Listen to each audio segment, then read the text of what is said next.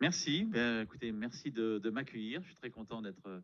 Je vais vous poser une question qui peut paraître un peu incongrue, surtout pour un public jeune. Qui est-ce qui aime les westerns? Vous pouvez lever la main, ceux qui aiment les westerns. Donc, Nouvelle Frontière, c'est vrai que c'est une expression qui fait référence un peu en effet au western, avec la conquête de l'Ouest, hein, où on disait, voilà, c'est une nouvelle frontière, on s'aventure vers de nouveaux territoires, nouvelles personnes. Enfin, voilà, la conquête de l'Ouest, elle n'était pas très cordiale, hein, donc on peut espérer que la finance verte et la transition climatique le soient un peu plus quand même, un peu moins violente. Mais en tout cas, sans aucun doute, c'est aussi une nouvelle aventure, de nouveaux horizons, de nouveaux débouchés et de nouvelles surprises, cette finance verte. Alors, ce qui est aussi intéressant, je pense, dans le sujet, c'est son côté très lié à l'actualité. Alors, côté polémique, controversé, que j'évoquais un petit peu déjà avec les termes finance verte, mais son côté très actualité, comme le disait l'enseignant en introduction. Donc c'est vrai qu'il n'y a pas de semaine, voire parfois de jours, sans évidemment qu'il y ait des évocations de cette transition climatique et de ces questions de financement. D'ailleurs, on attend là, dans la journée normalement une annonce de la Commission européenne qui devrait proposer un nouvel objectif de baisse des gaz à effet de serre. On va voir s'il y en a qui ont suivi. Alors dans la salle, je vais vous faire participer un peu dans la salle, hein. Bon, les autres traditions sera plus compliqué, mais donc, est-ce que vous savez ce que la Commission devrait annoncer comme objectif de réduction des gaz à effet de serre, hein, normalement dans la journée? Est-ce que quelqu'un a entendu cette pré-annonce? Ouais. Pardon? Plus fort, plus fort? 15%, c'est quoi? Oui, alors non, c'est pas 15%, mais ça dépend à quelle échéance. À quelle échéance? À quelle échéance 15%, votre 15%? Alors, non, d'accord, non, c'est pas tout à fait ça, mais bon, c'est bien d'avoir essayé. Donc, dans un objectif plus ambitieux et à échéance 2040, mais on en reparlera tout à l'heure. Et puis, le mouvement agricole, bien sûr, on en parle beaucoup, hein, à juste titre. Il a évidemment des connotations liées à l'environnement et à la transition climatique. Et on voit que c'est pas évident de financer la transition climatique. Hein, par exemple, on instaure des taxes sur les énergies fossiles, hein, qu'il faut réduire. On voit que ça soulève quand même pas mal de problèmes. Donc c'est une bonne illustration, malheureusement, de la difficulté du financement de la transition climatique, ce mouvement agricole, même s'il a d'autres sources, bien sûr. Alors, donc pour continuer à chauffer la salle, on va faire un petit quiz. Un petit quiz à main levée, bien sûr. Hein. Ça compte pas dans votre évaluation, je pense, de fin d'année. Je pense pas. Donc, 3 ou 4 questions que je vous propose. Alors, première question sur les gaz à effet de serre, hein, GES. Quelle est la part des trans... Qu'est-ce qu'il y a? T'as pas une chemise en lin Ralph Lauren? Je sais pas, c'est à gauche, il y en a. Ce serait pas à toi mais à moi. Mais je range rien dans le placard, c'est. Je sais ça. Ouais, mais ça, c'est la mienne. 100%, 100% c'est la mienne.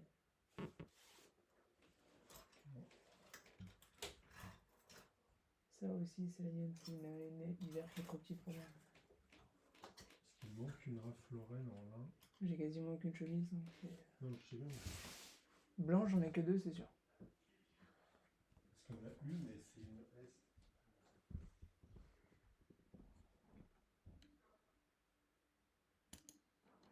dans les gaz à effet de serre en France, hein, c'est l'ordre de grandeur. 10%, 20% ou 30%. Alors, qui est-ce qui dit 10%? Beaucoup de mains. Ouais. Vous pouvez voter à distance, hein, je ne vois pas, mais bon, pour l'honneur, si je puis dire. Qu'est-ce qui dit 20%?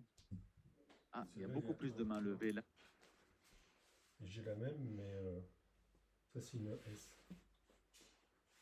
C'est à moi, ça? Ah oui, une S. Check l'autre alors. Et que t'as touché. Ouais, je dis ça. Mais l'autre, mais elle a un grand col. Ah, mais non, c'est rien, c'est le que m'a acheté. Ah non, c'est pas une main non plus, mais ça, c'est sûr que c'est une, c'est Mamoun qui l'a acheté. Et ça, je suis pas sûr que c'est. Ah bah si. Parce que ça me. Ouais, c'est vrai. Mais j'en ai pas d'autres. Hein.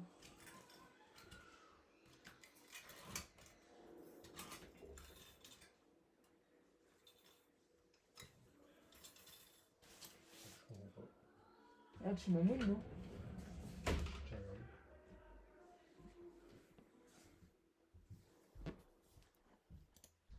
Ok, et 30%?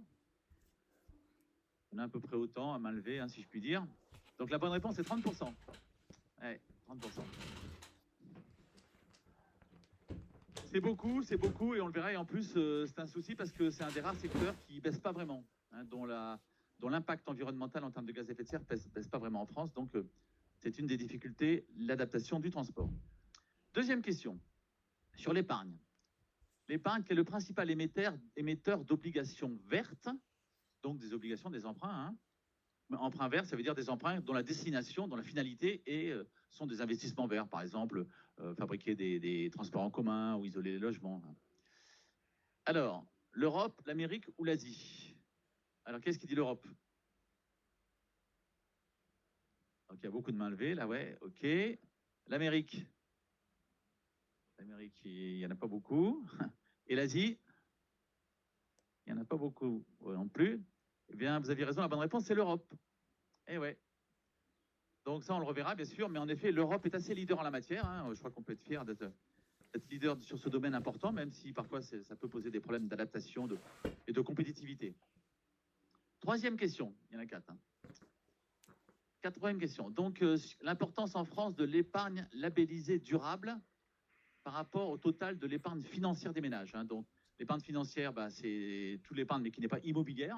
Donc, l'épargne, par exemple, qui est placée en assurance vie, en livret A, enfin voilà, tout ce qui est épargne, mais qui n'est pas immobilière, c'est l'épargne financière. Et à l'intérieur, il y a une partie qui est donc labellisée, qui est donc sur des fonds, des placements, qui ont des labels durables. Hein. Durable, donc c'est environnement, enfin, on reverra la définition, mais c'est environnement responsable ou social. Donc la part en pourcentage, c'est proche de 10%, de 20% ou de 30%. Alors, 10%. 10%, ouais, il y a quelques mains levées. 20%. Il y en a un petit peu plus, j'ai l'impression. Et 30%, il n'y en a pas beaucoup. J'ai l'impression qu'il y a des gens qui sont abstenus là. L'abstention est interdite. Hein. Ok, alors la bonne réponse, c'est 10%, malheureusement. Ce n'est que 10%. Eh ouais. Donc on voit qu'il y a du boulot. Il y a du boulot. Et enfin, dernière question. Dernière question sur les assurances, qui évidemment sont très impactées par les dérèglements climatiques, hein, comme vous le savez. Donc les sinistres d'assurance par habitant. Alors c'est l'assurance habitation, pour être tout à fait précis. Devrait croître dans le Rhône, hein, donc c'est local en plus. Hein, alors je suis désolé pour ceux qui sont à distance, parce que ça peut être assez différent selon la localisation quand même. Hein. Devrait croître donc d'ici 2050. C'est une prévision de la Banque de France, hein, donc c'est sérieux bien sûr. En l'occurrence, c'est l'ACPR, c'est l'organisme de la Banque de France qui contrôle les banques et assurances. Donc elle fait une prévision d'augmentation donc des sinistres et donc des cotisations, parce qu'évidemment, c'est les cotisations qui payent les sinistres, hein, donc ça va ensemble. Donc une augmentation d'ici 2050, selon nous. Plus 50%, plus 75% ou plus 100%. Alors, plus 50%. Il n'y a pas beaucoup de mains. Plus 75%. Il y en a pas mal. Et plus 100%, donc un doublement, il y en a un petit peu moins.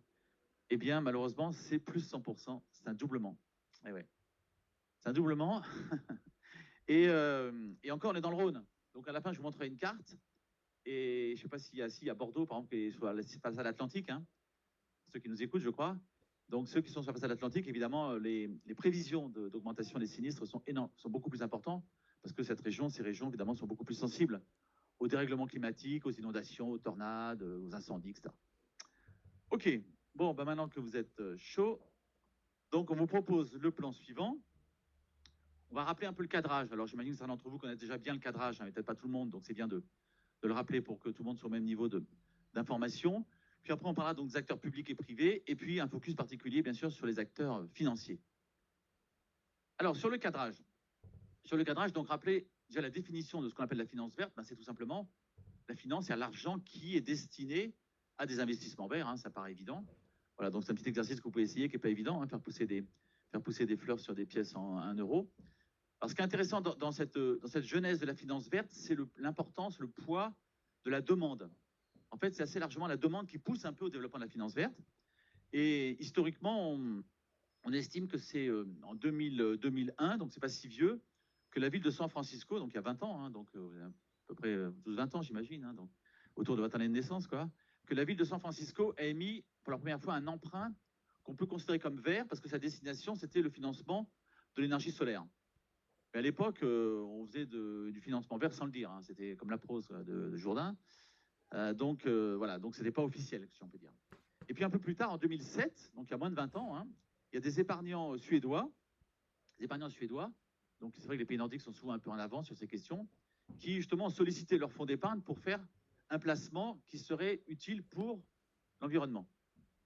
Et ce fonds d'épargne, donc suédois, a interrogé la Banque mondiale, donc 2007, hein, il y a moins de 20 ans, et à l'époque, la Banque mondiale n'était pas capable de leur donner des références d'un fonds d'épargne qui, en effet, avait comme vocation le financement d'investissements environnementaux, il y a 20 ans. Et c'est en 2008, un an après, que la Banque mondiale a émis ce qu'on appelle, enfin vraiment le premier emprunt vert officiel, c'est un emprunt qui était officiellement très clairement annoncé comme devant financer des investissements verts, par exemple les énergies renouvelables. Donc vous voyez, assez récent quand même, cette préoccupation de la finance pour l'environnement. Alors un petit rappel de vos cours de SVT, hein, que vous devez avoir encore bien en tête, sur le réchauffement climatique, que vous connaissez probablement, donc les fameux infrarouges, hein, qui viennent chauffer la Terre, qui rebondissent, qui repartent dans l'atmosphère, mais qui sont en partie freinés par ce fameux dôme de gaz à effet de serre, hein, qui est au-dessus de la Terre, qui heureusement permet à une partie des rayons infrarouges de rester sur Terre, et c'est un dôme naturel pour l'essentiel, hein, heureusement, parce que sans ce dôme naturel de gaz à effet de serre, la température sur la Terre serait de moins 15 degrés, hein, donc ce serait évidemment invivable. Le problème, ce sont ce qu'on appelle, vous savez, les gaz à effet de serre additionnels, c'est-à-dire ceux que l'activité humaine a rajoutés aux gaz à effet de serre naturels. Donc il y a un peu plus de blocage en quelque sorte des rayons infrarouges, et donc de ce fait, la Terre est plus fortement réchauffée, et c'est donc l'augmentation de la température de la Terre qu'on voit à droite. Vous voyez que ça a surtout accéléré à partir de la révolution industrielle, c'est pour ça qu'en général, on donne des éléments de comparaison par rapport à 1800, et puis avec une accélération encore plus forte depuis on peut dire, 30 ans. Donc depuis la révolution industrielle, depuis 1800, on a gagné quand même 1,2 degré, et en Europe même un peu plus, parce que la concentration humaine et d'activité en Europe fait que la température se réchauffe même plus en Europe. Alors, c'est un problème évidemment, cette hausse de la température, parce que ça a des conséquences économiques, sociales, à tout niveau, agricoles, qui sont considérables. Donc, vous voyez, les estimations du GIEC, c'est les fameux rapports des savants, donc vous êtes tous, j'imagine, des lecteurs attentifs. Donc, le GIEC qui nous alerte depuis longtemps, hein, mais on ne l'écoutait pas trop il y a encore 20 ans. On l'écoute plus, heureusement, aujourd'hui. Donc, le GIEC nous dit, hein, les savants du GIEC du monde entier nous disent, si on fait rien, la température du monde va augmenter, c'est la courbe du haut, de 4 degrés d'ici la fin du siècle. Donc, vous, fin du siècle, vous serez encore en pleine vie, hein, vous fêterez vos 100 ans. Vous serez en pleine activité, bien sûr, parce qu'à l'époque, on travaillera 100 ans sûrement. Donc peut-être vous vivrez ça. Et évidemment, si on augmente la température de 4 degrés d'ici la fin du siècle, ben, le scoop que j'ai le plaisir de vous annoncer, c'est que Lyon devient station balnéaire, puisque le niveau des océans va monter d'1 mètre. Donc avec un peu de chance, ils arriveront jusqu'à Lyon. Hein, donc peut-être que l'Esca va se transformer en piscine, ou je sais pas, on verra. Un peu de temps pour se préparer. Donc en tout cas, toutes les cultures agricoles évidemment disparaissent, hein, et l'homme aura du mal à s'adapter à cette hausse de la température qui signifiera en été des températures évidemment excessives, hein, extrêmement dures à supporter. Alors ce que nous dit le GIEC aussi, c'est que si on en l'état actuel des préparatifs, parce qu'on fait quand même des efforts heureusement, on va quand même grimper de 3 degrés, hein, ce qui pour eux est quand même beaucoup trop. Et c'est pour ça que les pays, vous savez, ont signé un accord, le fameux accord de Paris en 2015, hein, au COP, les fameuses réunions de COP des pays qui travaillent sur ces questions. Donc en 2015, tous les pays du monde ont signé un accord pour dire on s'engage à limiter la température maximum 1,2, 1,5, voire 2 degrés. Ça, c'est un engagement mondial, hein, de ne pas dépasser une hausse de 2 degrés, toujours par rapport à 1800, hein, la révolution industrielle, et on a déjà fait 1,2. Hein. Vous voyez que la marge de manœuvre quand même qui reste n'est pas énorme. Alors, ça, c'est le constat, le problème, hein, qui est bien identifié maintenant. Mais la bonne nouvelle, si on peut dire, c'est qu'on sait d'où ça vient. Hein, on sait d'où vient le problème, parce qu'on pourrait avoir un problème puis dire on ne sait pas d'où ça vient, donc évidemment, ça serait compliqué. Et on sait, hein, vous savez tous d'où ça vient. Pour l'essentiel, ça vient des fameuses énergies fossiles. Donc, on a à gauche l'appréciation un peu générale, et à droite une appréciation plus détaillée, donc des causes du réchauffement climatique, et donc des émissions de CO2, hein, qui causent ce réchauffement climatique. Et donc, vous voyez que les énergies fossiles, c'est-à-dire le charbon, le gaz, le pétrole, hein, le pire c'est le charbon, après c'est le pétrole, après c'est le gaz.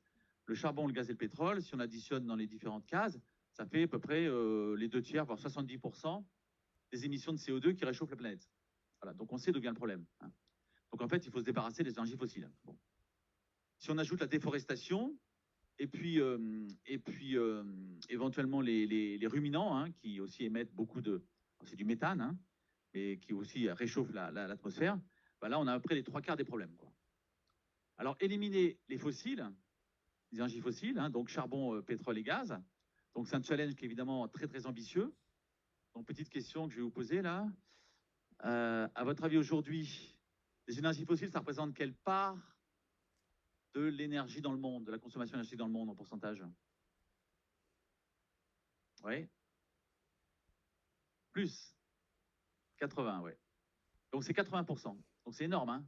Donc, ça veut dire qu'il faut éliminer 80% des énergies actuelles dans le monde. Alors, soit réduire la consommation énergétique, bien sûr, hein, par la sobriété, soit remplacer par des énergies renouvelables. C'est 80%, donc la barre est haute quand même, hein. Alors, en France c'est plus ou c'est moins? C'est moins, ouais. C'est combien en France? 30 quand même pas, non. C'est 60, c'est la bonne réponse que vous avez faite tout à l'heure. En France, c'est 60%. Pourquoi c'est moins en France? Ouais. Donc, grâce ou à cause, comme on veut, hein, selon ce qu'on n'aime pas, le nucléaire. Bon, là, je ne suis pas pour vendre le nucléaire, mais le nucléaire a des inconvénients, c'est bien, des risques, des déchets, etc. Mais par contre, vis-à-vis du réchauffement climatique, comme une priorité, c'est vrai qu'il est plutôt intéressant, puisqu'il émet peu de CO2, hein, donc il contribue peu au réchauffement climatique. Donc on est à un niveau 60% qui est relativement modeste, et on peut dire, par rapport à la moyenne mondiale et à la moyenne même européenne.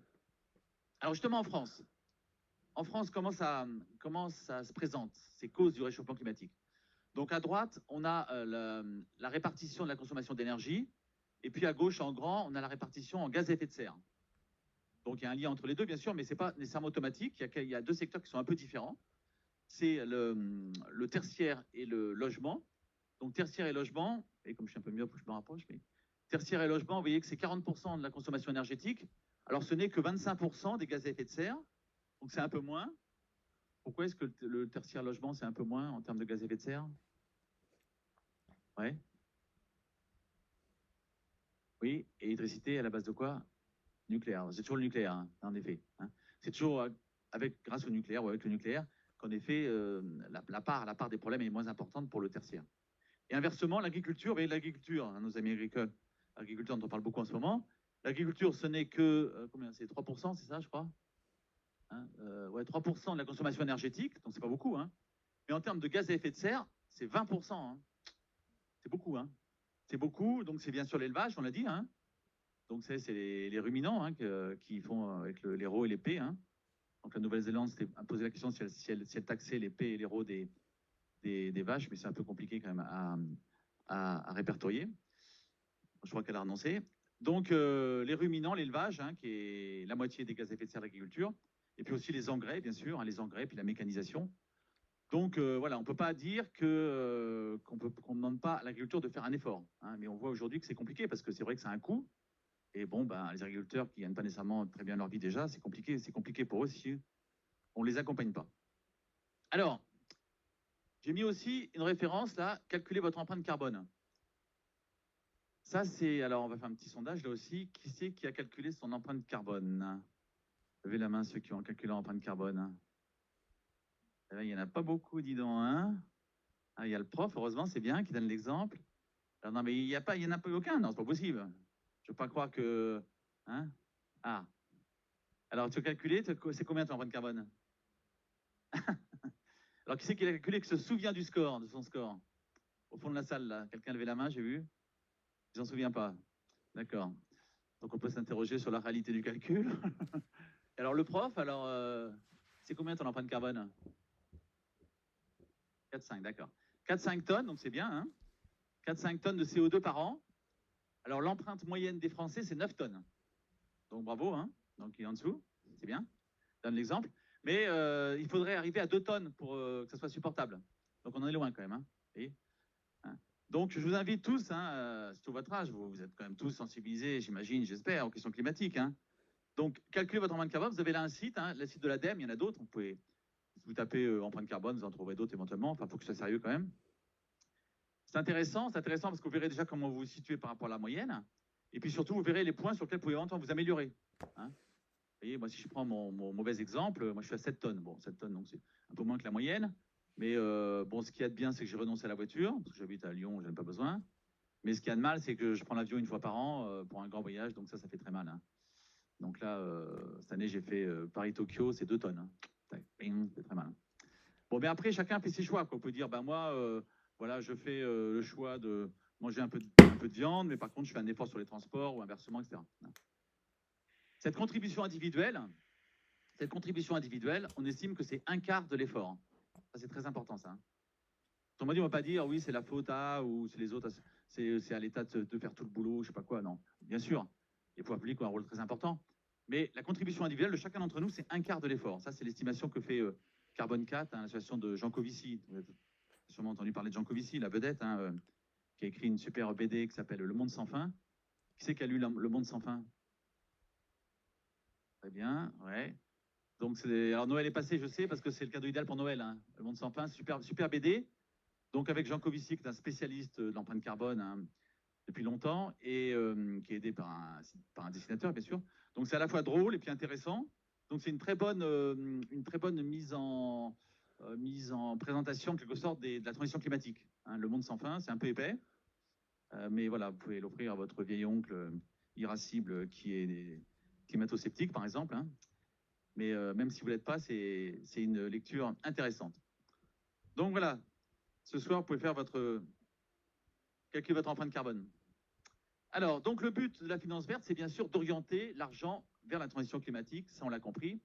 Et quand on parle de finance durable, c'est un terme beaucoup plus vaste, finance durable, qui renvoie à cette notion plus vaste, qui inclut donc le côté vert, environnemental, hein, ok, bien sûr, mais aussi le côté social, comme la lutte contre la pauvreté, et le côté responsable, hein, c'est les 3 facettes, hein, vert, responsable et social. Responsable comme par exemple la lutte pour la mixité, pour la diversité. Alors cette notion de finance durable, en fait, renvoie à ce qu'on appelle les objectifs de développement durable, vous avez entendu parler, qui sont les objectifs déterminés par l'ONU il y a quelques années, et qui visent à promouvoir des objectifs très ambitieux dans tous les domaines. Donc c'est un peu le paradis sur Terre, donc évidemment il y a du boulot. Je vais juste dire un petit mot du premier, qui est la lutte contre la pauvreté. Parce que c'est l'occasion de rappeler quand même, pour être positif, parce qu'il faut être positif et optimiste, hein, surtout à votre âge, hein, mais moi je le suis aussi, même si je suis plus vieux que vous. Donc, lutte contre la pauvreté, c'est un bon exemple de ce que peut faire de super l'humanité, hein, qu'elle a réalisé. Et donc, face aux enjeux d'aujourd'hui, il n'y a pas de raison de ne pas être optimiste. Ce qu'on appelle la pauvreté absolue. La pauvreté absolue, c'est moins de 2 $ par personne et par jour.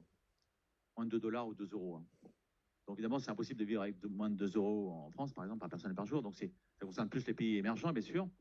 Hein, puis en France, malheureusement, probablement les SDF ou les migrants. Donc ce seuil de pauvreté absolue, il y a 30 ans, 1990, hein, c'est pas né encore, on estimait qu'il y avait 40% de la population du monde qui vivait sous le seuil de pauvreté absolue. 40%. 30 ans plus tard, donc 2019, hein, juste avant le Covid, heureusement ça s'est un petit peu dégradé avec le Covid, 2019, 30 ans plus tard, on est passé de 40% à 10%. Ça veut dire qu'en 30 ans, vous voyez, on a sorti de la pauvreté absolue un tiers d'humanité, 2 milliards de personnes quand même. C'est énorme, hein. Et ça, honnêtement, il y a 30 ans, même les plus optimistes, hein, dont je suis peut-être, si on leur avait dit, ouais, tu verrais, dans 30 ans, on aura réussi ce score, je ne sais pas si j'aurais parié. Hein. Donc ça montre que l'humanité, contrairement à ce qu'on dit parfois, elle fait des choses merveilleuses, hein, dans un passé récent. Hein. Donc aujourd'hui, on a un nouveau challenge qui est tout aussi ambitieux, qui paraît tout aussi insurmontable, qui est de supprimer 80% de la consommation énergétique qui est d'origine fossile. Il n'y a pas de raison, fort de ce qu'on a réussi à faire sur la pauvreté, qu'on ne soit pas capable de faire aujourd'hui, avec des efforts bien sûr, sur l'environnement. Alors, voilà donc la définition à finance durable, comme je le disais, sociale, responsable et vert. Alors, sur le cadrage international, donc juste un rappel, cette diapo est à moitié illisible, donc on ne va pas la lire, juste les 2 objectifs du haut qui sont là, hein, donc ce que j'ai déjà dit tout à l'heure, objectif mondial, hein, pas plus de 2 degrés d'ici la fin du siècle, on a déjà fait 1,2 degré, je vous rappelle, et parmi les autres objectifs décidés en 2015, il y avait l'aide des pays avancés vers les économies du tiers-monde de 100 milliards de $ par an pour la transition climatique. Parce qu'évidemment, le CO2, il ne s'arrête pas aux frontières, hein, c'est clair. Hein. Donc si la France fait un effort, l'Europe fait un effort, mais que le reste du monde ne le fait pas, ça ne suffira pas, hein, c'est clair. Donc, or, les pays du tiers-monde, ils n'ont pas nécessairement les moyens de faire cet effort. Le charbon, ça reste la principale source énergétique dans la plupart des pays du tiers-monde, hein, en Inde et même en Chine, même si la Chine fait quand même pas mal d'efforts. Donc, pour les aider à transformer, à supprimer ces mines de charbon, à renoncer à ces mines de charbon et à les transformer par des énergies renouvelables, bien sûr, c'est beaucoup d'argent. Hein. Donc, si on ne les aide pas, ils ne le feront pas, ils ne pourront pas le faire. Donc, c'est vraiment de l'aide, je dirais, intéressée. Hein. Ce n'est pas de la solidarité pure. Hein. C'est l'aide intéressée. C'est pour ça qu'on s'est engagé à fournir 100 milliards de dollars par an pour cette transition pour les pays émergents. Alors, qui est-ce qui pense qu'on a atteint, qu'on satisfait cet objectif? Alors, levez la main ceux qui pensent qu'on l'atteint. Non, personne. Ceux qui pensent qu'on ne l'atteint pas. Attends, tout le monde. Bon, malheureusement, vous avez raison. On ne l'atteint pas, mais quand même, c'est pas nul, puisqu'on est autour de 80 milliards quand même. Hein. Donc, on ne peut pas dire qu'il ne se passe rien. Hein. Donc, il y a quand même une aide, heureusement, qui existe, mais qui est insuffisante par rapport aux objectifs, mais qui existe quand même. Alors, pour ce qui est de la France, là aussi, pour la France, on a un cadre qui est important et qui est clair. On ne peut pas dire aujourd'hui qu'on ne sait pas où on doit aller. Ça ne veut pas dire qu'on y va, ça ne veut pas dire que c'est pas compliqué d'y aller, bien sûr. Mais on ne peut pas dire qu'il n'y ait pas d'objectif clair qui soit fixé par les autorités. Hein. Donc, il y a même, en plus, maintenant, on a un secrétariat général à la planification écologique depuis 2022, donc qui a complètement cadré, hein, vous pouvez aller regarder sur son site, il a cadré tous les objectifs par secteur, précisément, avec des échéances. Hein. Je précise que le diaporama, vous l'aurez hein, après la séance. Hein. Donc, pour la France qui s'inscrit bien sûr dans un cadre européen, deux premiers objectifs, c'est deux objectifs qui sont à la fois européens et français. 2030, donc c'est dans 6 ans, c'est bientôt, hein, une baisse de 55% des émissions de gaz à effet de serre par rapport à 1990. On a pris là comme référence parce qu'il y a eu une accélération à partir de 1990 dans le monde, hein, liée à la mondialisation qui s'est accrue. Donc, objectif de 55%, c'est pour la France et l'Europe, c'est pareil. Hein. Donc, à votre avis, on a déjà fait combien? Parce qu'on a déjà un peu avancé quand même, heureusement. Hein. On est à combien de baisse aujourd'hui par rapport à 1990 en termes de gaz à effet de serre pour la France? Alexis qui se lance. Ouais. C'est pas mal, ouais. On est autour de 25%. Donc, bonne réponse. Donc, on peut dire qu'on a fait à peu près la moitié du chemin. Hein, ce qui est pas mal quand même. Hein. On peut dire qu'on n'a rien fait. Hein. Là aussi, il ne faut pas. Quand on parle d'inaction climatique, c'est abusif. Hein. L'action est probablement pas suffisante, probablement, oui, sûrement même. Mais on ne peut pas dire qu'il ne se passe rien, heureusement. Donc, il reste la moitié du chemin, mais c'est un peu comme le marathon. Enfin, je ne sais pas s'il y a des coureurs de marathon dans la salle. Enfin, moi, je n'en suis pas, mais j'imagine quand on fait un marathon. Il y a un marathonien là. Ouais. Donc, vous me direz si je dis pas de bêtises, mais j'imagine quand on fait un marathon, c'est la deuxième moitié qui est la plus dure. Hein, ben là, c'est un peu la même chose. Il nous reste la moitié du chemin, mais c'est vraiment la plus dure. Donc, vous voyez que jusqu'alors, on était sur un rythme de 1,3% de baisse des gaz à effet de serre en France par an. 1,3%. Il faudrait qu'on passe à 5%. Donc, c'est une sacrée évolution quand même. La bonne nouvelle, en 2023, on n'a pas encore le chiffre sur l'année entière, mais on a eu il n'y a pas longtemps, enfin il y a 1 ou 2 mois, les chiffres sur le premier semestre 2023. Premier semestre 2023, à votre avis, les gaz à effet de serre, premier semestre 2023 en France, ils ont baissé de combien en pourcentage par rapport à l'année précédente? Vous dites 3? Qui c'est qui a dit 3? Ouais, c'est un peu mieux. Qui c'est qui dit mieux? 4? 4,5. 4,5. Donc vous voyez que, alors on verra si l'année entière est confirmée hein, sur ce chiffre qui est assez encourageant quand même. Hein. C'est vrai qu'on a été aidé par une météo un peu plus clémente. Bon, la guerre en Ukraine oblige chacun à faire des efforts parce que l'énergie coûte plus cher. Hein. Bon, alors, évidemment, c'est triste que ce soit à cause de la guerre, mais en tout cas, le fait est qu'il y a un effort. Donc là, on est apparemment dans un rythme d'effort, dans un rythme de réduction qui est quand même assez encourageant. Alors, combien ça représente de financement justement pour cette transition climatique pour atteindre notre objectif pour la France hein, qui est donc, je rappelle, 55% de baisse d'ici 6 ans. Et, oui, je ne l'ai pas dit, mais vous savez sûrement, 2050, neutralité carbone, hein, objectif français et européen, ça veut dire qu'en 2050, donc vous aurez 50 ans à peu près, hein, j'imagine, vous êtes autour de l'an 2000, 50 ans, pleine force de l'âge, la moitié de votre carrière professionnelle. En 2050, neutralité carbone, ça veut dire qu'on n'émet plus de gaz à effet de serre. Ou si on en émet encore un peu, bien sûr, on les compense par, en plantant des arbres, des forêts, enfin par l'absorption. Hein. Donc voilà, ça c'est quand même ambitieux hein, comme objectif.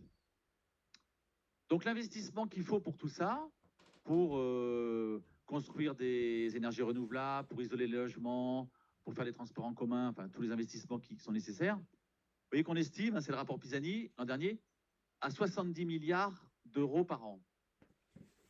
Ce qui n'est pas non plus énorme, 70 milliards d'euros, on verra tout à l'heure qu'on on en dépense déjà 50 milliards. Donc l'écart, la croissance, l'amélioration, hein, le surcoût existe, mais il n'est pas non plus inatteignable. Et 70 milliards, si on le rapporte aux investissements totaux en France, qui sont quand même de 600 milliards par an, vous voyez, là aussi, c'est pas la folie, quoi. L'effort est réel, hein, l'effort à fournir, l'accélération est réelle, mais elle n'est pas du tout hors de portée. Au niveau mondial, bon, évidemment, les chiffres sont beaucoup plus importants. Hein, vous voyez, on estime qu'il faut 5 000 milliards de dollars. Donc, évidemment, c'est beaucoup plus important. Alors, acteurs publics et acteurs privés. Je surveille l'heure, pour que je ne suis pas trop bavard. Donc, bien sûr, compte tenu de l'ampleur de la transition, l'ampleur du financement, l'ampleur des besoins, on a besoin de tout le monde, c'est clair. Hein. L'action individuelle, je rappelle, un quart de l'effort. Et puis, les entreprises, les ménages, les États, tout le monde doit y participer naturellement. Et c'est le cas, d'ailleurs. On voit en haut, il y a la répartition des investissements liés à la transition climatique entre les administrations, hein, État, collectivités locales, les entreprises et les ménages. Et on voit qu'en gros, c'est 3 tiers. C'est 3 tiers aujourd'hui. 50 milliards d'euros à peu près qui est consacré aux investissements liés à la transition climatique par an aujourd'hui en France, 50 milliards. Et un tiers, donc, c'est l'État qui, par exemple, va subventionner l'isolation des logements ou va fabriquer ou les collectivités locales qui vont fabriquer des transports en commun. C'est les entreprises qui, par exemple, vont isoler leur système de fabrication pour qu'ils consomment moins d'énergie, ou c'est les ménages qui vont aussi faire un effort pour isoler, par exemple, leur logement. Donc, vous voyez, c'est 3 tiers. Bon, les 3 tiers du bas correspondent au type de financement entre les subventions, les prêts et les fonds propres. Donc, on a aussi à peu près 3 tiers de type de financement. Alors, ça c'est important parce que là, on a la panoplie de ce que peuvent faire les pouvoirs publics. Donc, État, collectivités locales qui, bien sûr, doivent jouer un rôle très important. Et donc, logiquement, c'est eux déjà qui doivent fixer le cadre. Donc, on a vu que le cadre, il est fixé. Hein, on sait où on va, on sait où on doit aller plutôt. Quels sont les objectifs, hein, moins 55% de baisse des gaz à effet de serre d'ici 2030, donc à peu près moins 5% par an. C'est ça, hein, l'objectif. Et après, donc, il y a des outils qui sont soit joués sur les prix, les quantités ou la réglementation. Donc, on a besoin de tout, bien sûr. Hein. Tous les outils sont utiles. Alors, les prix c'est quoi? Ben, c'est soit on va inciter à des consommations par le biais des subventions, soit au contraire, on va désinciter à la consommation par le biais de la taxe. Donc, classiquement, voilà ce qu'on va pour les agriculteurs. Hein, vous avez vu, on voulait taxer le gasoil, évidemment, qui est consommateur, qui est émetteur de gaz à effet de serre. Donc, on taxe. Mais là, bon, ça ne passe pas toujours. Hein. Les quantités, donc il y a des dispositions qui existent aussi au niveau européen, vous savez, les quotas, les fameux quotas, qui concernent plus les secteurs industriels, où là, on dit à des industries, par exemple l'industrie de la papeterie, on va leur dire, bah, aujourd'hui, je dis n'importe quoi, mais c'est pour donner les ordres de grandeur, enfin le mécanisme, aujourd'hui, vous émettez, vous, papeterie, en Europe, 100 millions de tonnes de CO2, ben, la consigne, hein, l'ordre qu'on vous donne, hein, c'est de ne pas dépasser 90 millions. Et pour ça, on va vendre des droits pour émettre jusqu'à 90 millions de tonnes de CO2. Donc les entreprises vont les acheter aux enchères, mais après, on vend que pour 90 millions. Donc à la fin de l'année, c'est sûr, on n'aura pas dépassé 90 millions parce que ceux qui ne respecteront pas les quotas qu'ils auront achetés, ils auront des amendes très fortes, des pénalités très fortes. Hein. Donc c'est un système qui a été un peu décrié parce que malheureusement, il y a eu des fraudes, bon, il y a eu quelques problèmes techniques, mais il a quand même été assez efficace parce que les secteurs industriels qui ont été soumis à ces quotas, on a vu leur empreinte carbone diminuer quand même. Donc c'est une certaine efficacité quand même. Hein. Ça, c'est pour les quotas. Et puis après, il y a des réglementations. On va donner quelques exemples de réglementations et de contrôles qui sont importants. Alors, sur le prix, c'est très important parce que le prix, bien sûr, c'est un marqueur de consommation. Hein. Vous êtes dans les écoles de management, vous le savez bien. Donc le prix oriente, bien sûr, la consommation.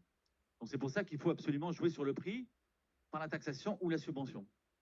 Il y a une anecdote assez marrante que racontait une ancienne ministre de l'Environnement aux Journées de l'économie à Lyon. Bon, qui c'est qui connaît les Journées de l'économie à Lyon? J'en profite, les GECO. Journées de l'économie à Lyon. Personne connaît les Journées de l'économie à Lyon? À part les profs, bien sûr. Mais... Bon, alors l'année prochaine, parce que c'est tous les ans, c'est en novembre, hein, c'est mi-novembre, c'est dure 3 jours. C'est 3 jours de super conférences économiques ouvertes à tous, gratuites, et beaucoup d'étudiants notamment. Et quelques-unes à la Banque de France. En plus, la Banque de France, c'est pas loin d'ici. Hein. Vous savez où est la Banque de France, tous, là, j'espère. Hein. Donc, quand vous prenez le tram, là, vous arrêtez à Sainte-Blandine. C'est à 3 stations de tram d'ici, la Banque de France. Personne n'est déjà venu à la Banque de France?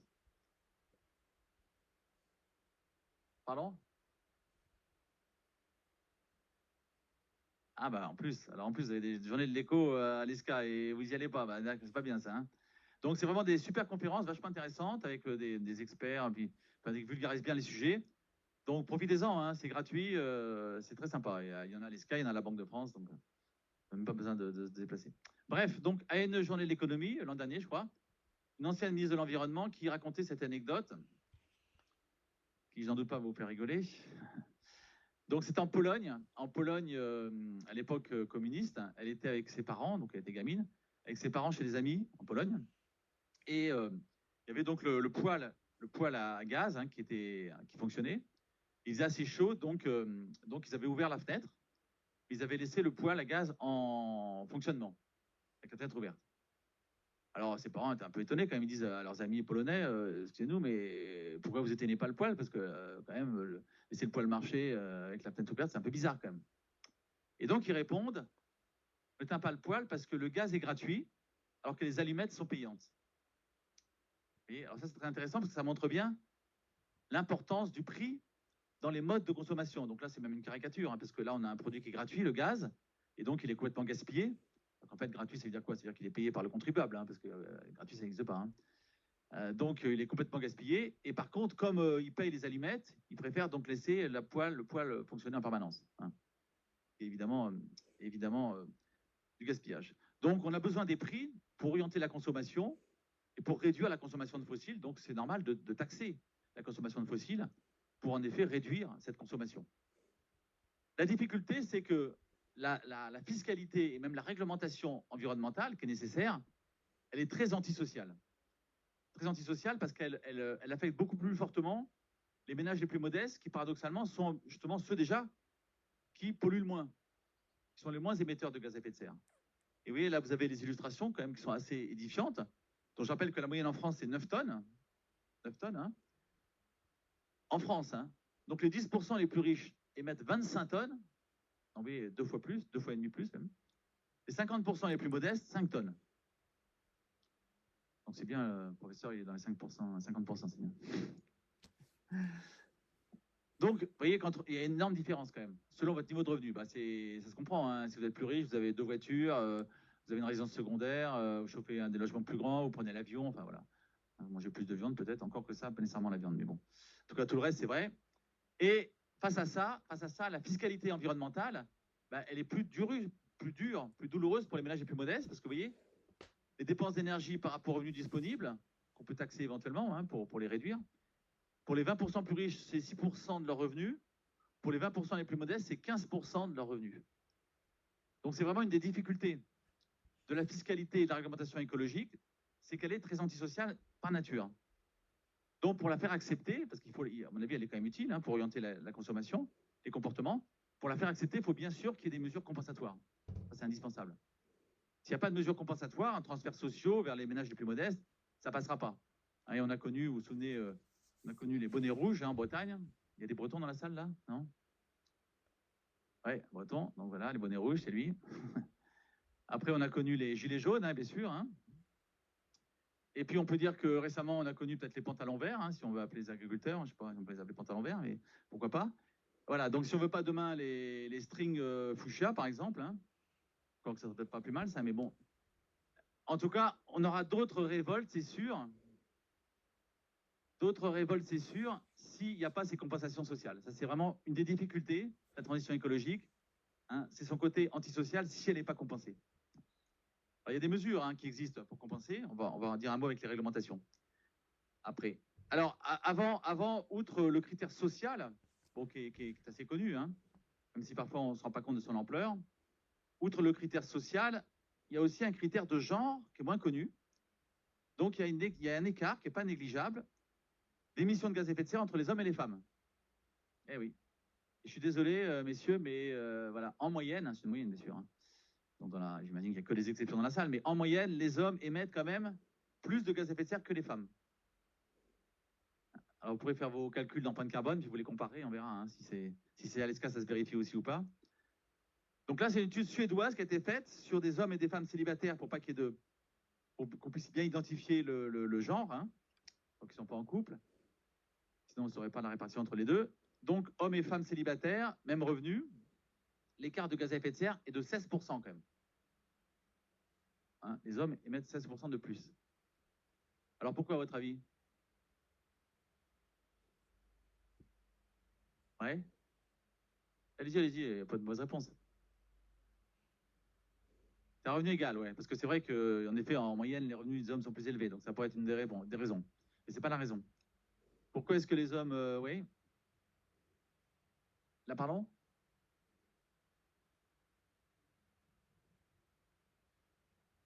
C'est possible, mais concrètement, ça se traduit par quelle consommation qui est plus émettrice de gaz à effet de serre?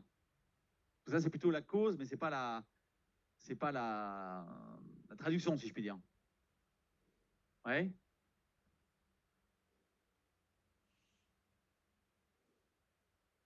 Alors, le transport. Là, vous dites le transport, c'est ça?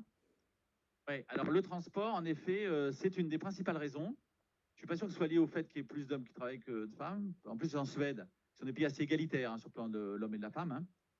Mais mais il n'y a pas d'études en France. Hein. Enfin, on peut penser que c'est un peu la même chose. Alors, le transport, c'est une des principales raisons. En effet, les hommes, dans leur mode de transport, consomment beaucoup plus, émettent beaucoup plus de gaz à effet de serre. C'est lié à quoi? C'est lié à la voiture. Donc, a priori, ils ont des voitures qui sont plus polluantes, quoi. Hein. Voilà, ils aiment bien peut-être se la péter avec la voiture. Hein, je sais pas. Bon, j'espère que c'est pas votre cas, mais bon, en moyenne, bien sûr. Et puis l'avion aussi, ils prennent plus l'avion. Hein. Donc ça joue. Ok, transport, autre secteur qui peut expliquer l'écart entre les hommes et les femmes. Autre secteur, est assez connu. Ouais. Alors, ils boivent plus, oui. Alors après, est-ce que l'alcool est plus émetteur de gaz? Oui, sûrement un peu, mais je pensais à autre chose là. Ouais. Pardon? Le tabac, oui. Oui. Alors, c'est pas un des secteurs qui est mis en avant dans les principales différences, mais peut-être ça joue en effet, vous avez raison, oui. Ouais. L'alimentation, voilà. Pourquoi l'alimentation? Eh oui, la viande, bien sûr. Le fameux barbecue, hein? Vous avez tous entendu parler du barbecue? Donc moi, j'adore le barbecue, mais quand je fais un barbecue, c'est toujours ma femme qui le fait. Comme ça, voilà, je ne suis pas accusé de machisme en aimant le barbecue. Donc en effet, les hommes consomment plus de viande que les femmes. Oui. Et la viande rouge surtout, hein? La viande rouge, bon ben voilà, c'est hein, le fameux méthane, hein, donc c'est une source importante de gaz à effet de serre. Hein. Les végétariens, par exemple, on voit la part des végétariens. C'est une génération, il y a pas mal de végétariens. Peut-être son âge, qui est-ce qui est végétarien là? Hein.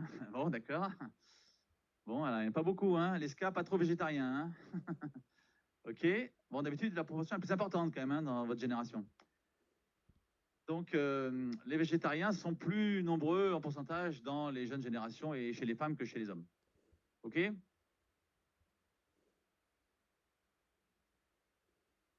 Alors, on se reconcentre. On se reconcentre. Je sais que ça vous donne faim peut-être de parler comme ça de barbecue, je comprends. Hein. Donc le prix, on l'a dit, prix c'est un outil très important, très utile pour orienter les comportements, même si il est compliqué sur le plan social. Réglementation, c'est pareil. On a besoin de réglementation, bien sûr, pour orienter les comportements. Donc là, voilà quelques illustrations. La transparence pour les entreprises. Donc, vous savez probablement que les entreprises sont soumises à des obligations de transparence.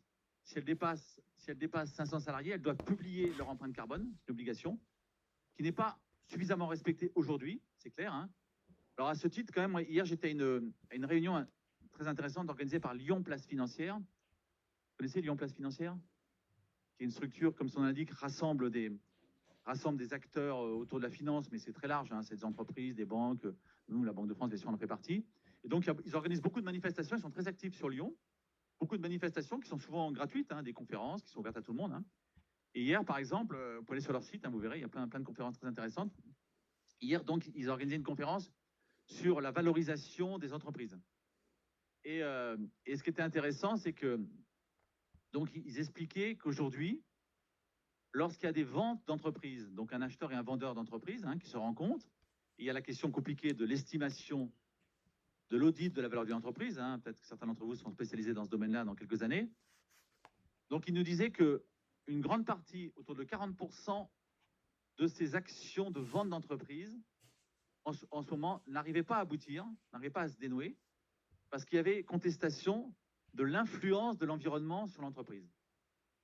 C'est énorme, hein, 40%. Ça veut dire quoi? Bah, ça veut dire que, j'imagine que l'acheteur, hein, il pensait que la valeur était surestimée, que l'entreprise valait moins que son approche comptable, parce qu'elle allait souffrir, elle va subir un impact important des évolutions environnementales. Qui peuvent être liées à plein de choses, qui peuvent être liées au fait qu'elle est mal située, qui peuvent être liées au fait qu'elle consomme beaucoup d'énergie, par exemple, et que l'énergie coûtera plus cher. Hein. Voilà, donc il peut y avoir plein de raisons différentes. Donc cette préoccupation de l'environnement, vous voyez, dans l'estimation des entreprises, c'est aujourd'hui vraiment très important. Hein. Il y avait le directeur régional de la Société Générale, hein, pour ceux qui voudront travailler dans une banque bientôt, donc le directeur régional de la Société Générale qui disait « Tous nos collaborateurs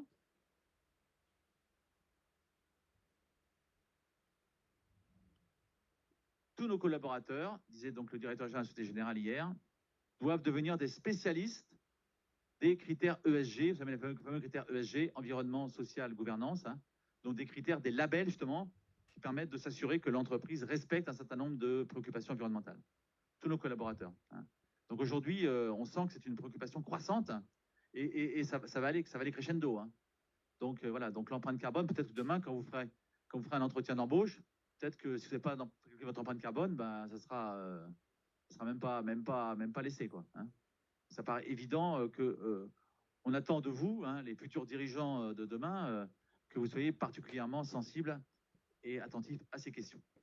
Alors, contrôle, donc il y a plein de choses. Location immobilière contrainte, bah, ça vous avez sûrement entendu parler des fameux DPE, diagnostics, hein, des diagnostics de performance énergétique. Donc aujourd'hui, il y a déjà des logements qui sont interdits à la location parce que ce sont des passoires thermiques. Donc ça, c'est vraiment une contrainte réglementaire qui est assez forte, hein, qui va aller crescendo. Autre élément qui est moins connu, c'est le prêt d'assistance à la rénovation. Alors c'est quoi le prêt d'assistance à la rénovation? C'est un bon exemple justement de mesure qui a un côté social, parce que je l'ai dit, pour que ça réussisse, la transition climatique, il faut absolument qu'il y ait une dimension sociale forte, parce que les ménages modestes seront les plus pénalisés sinon, et donc ils n'accepteront pas. Hein. Alors le PR, c'est quoi? Bah, c'est un prêt, si vous voulez rénover votre logement, par exemple l'isoler, ou par exemple changer la chaudière. C'est sous condition de ressources, hein, donc pour les ménages les plus modestes. Vous pouvez contracter donc un prêt PAR auprès de votre banquier. Vous allez payer les intérêts, normal, comme n'importe quel prêt immobilier. Mais vous n'allez pas rembourser le capital tant que vous n'avez pas à vendre, tant que vous ne vendez pas le bien immobilier. Donc vous voyez, ça c'est important parce que pour un ménage modeste, il va par exemple emprunter, je ne sais pas, 10 000 euros. 10 000 euros, il ne pourra pas rembourser le capital, il n'a pas les moyens, hein, s'il gagne le SMIC ou un peu plus. Donc il ne remboursera pas le capital tant qu'il ne vendra pas son bien. Et à ce moment-là, bien sûr, la vente, elle va incorporer la plus-value liée aux travaux, donc ça devrait être plus facile. Et puis, dernier exemple, c'est les zones à faible émission, dont on parle aussi beaucoup, les ZFE. Donc ça, vous connaissez les ZFE, j'imagine, hein, c'est le fait d'interdire les véhicules les plus polluants dans les centres-villes. Donc les véhicules sont classés par différents critères, hein, critère 1, critère 2, etc. Bref. Et donc déjà, sur Lyon, il y a déjà les plus polluants, les véhicules les plus polluants qui sont interdits de certains quartiers du centre-ville. Alors là, c'est typiquement aussi une mesure compliquée sur le plan social, parce que on ne peut pas être contre le fait d'interdire les véhicules polluants qui sont source donc de mortalité importante, hein, liée à la pollution de l'air dans les centres-villes, donc ça paraît du bon sens. Hein. Mais la difficulté, c'est que ces véhicules les plus polluants, c'est bien sûr souvent les véhicules des gens les plus modestes, qui n'ont pas les moyens d'acheter des véhicules plus récents, et donc il y a vraiment une connotation sociale forte là. Donc c'est là où il faut des mesures. Alors la mesure qui a été prise, hein, dont on a parlé, c'est le fameux bail à 100 € par mois pour acheter une voiture électrique, sous condition de ressources bien sûr. Donc pour les ménages les plus modestes, aujourd'hui, ils peuvent acheter une voiture électrique pour 100 € par mois. C'est une mesure bien sûr qui est subventionnée par l'État et qui donne accès donc à la voiture électrique pour ceux qui ne pourraient pas l'acheter sans cette aide. Donc voilà, donc ça c'est typiquement le genre de mesure qui est indispensable pour compenser le caractère antisocial de la réglementation ou de la fiscalité environnementale qui est nécessaire. Et puis il faut ajouter bien sûr la sobriété indispensable. Hein. Donc la sobriété, bah, c'est nous tous. Hein. Donc sobriété, ça ne veut pas dire uniquement faire un effort en baissant la température, c'est aussi isoler son logement, c'est aussi utiliser la technique, bien sûr. La technique est un atout important pour la sobriété. Voilà, et troisième partie, je regarde l'heure, les acteurs financiers. Alors, acteurs financiers, d'abord un mot sur l'épargne. L'épargne durable. Alors, l'épargne durable, je rappelle, c'est à la fois l'épargne verte, l'épargne responsable, par exemple pour la mixité et la diversité, et l'épargne sociale, hein, par exemple financer des logements sociaux. Donc, si on regarde au niveau mondial, vous voyez, là, vous avez les émissions d'obligations, d'emprunts durables au niveau mondial. Le montant, oui, on a dépassé les 1000 milliards de dollars hein, d'emprunts. Donc ça paraît beaucoup comme ça, mais en fait, ce n'est que 4% des émissions d'emprunt du monde. C'est-à-dire qu'aujourd'hui, les émissions dites durables, hein, vertes, responsables ou sociales, ce n'est que 4% du total des émissions d'obligations dans le monde, 4%. Alors la bonne nouvelle, vous voyez, c'est que ça augmente beaucoup. Hein. C'est vrai qu'on a une très très forte progression, mais ça n'est que 4% quand même. Donc c'est quand même pas énorme. Hein. Et si on regarde le détail, juste les obligations vertes, donc financement environnemental, par exemple financement de transport en commun. Là, ce qui est intéressant, c'est le quiz du début, c'est qu'en bleu clair, vous avez l'Europe. Donc l'Europe, c'est la moitié des emprunts verts dans le monde. Donc l'Europe est leader en la matière. Hein.